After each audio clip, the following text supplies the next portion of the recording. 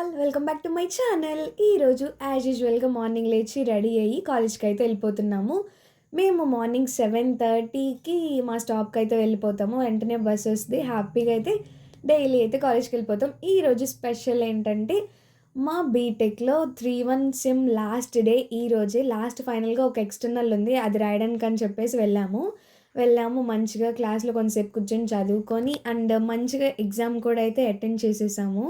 వీళ్ళందరూ మా క్లాస్‌మేట్స్. అందరూ ఎగ్జామ్ కోసం బయట నుంచొని కొంచెం సేపు చదువుకుంటున్నారు అంతే. ఎగ్జామ్ అయితే మంచిగా రాసేసాము. ఆఫ్టర్‌నూన్ లంచ్ కూడా కాలేజ్‌లోనే అయితే తినేసాము. అది వీడియో క్లిప్ తీయలేదు కుదరక.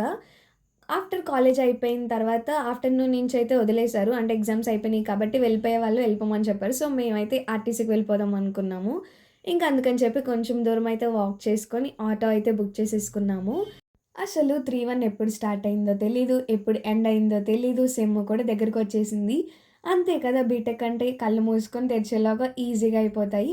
ఇంకా మేము ఆటోలో జర్నీ చేసేసిన తర్వాత న్యూగా ఏలూరులో నేషనల్ మార్ట్ పెట్టారని తెలిసింది. సో, అందుకే సరదాగా ఒకసారెళ్ళి చూసేసి కావాల్సినయి కొన్ని కొనుక్కున్నాము. నాకు ఫేవరెట్ కప్స్ కాబట్టి ఫస్ట్ నేను కప్స్ దగ్గరికైతే వెళ్ళి ఒక కప్ అయితే కొనుక్కున్నాను.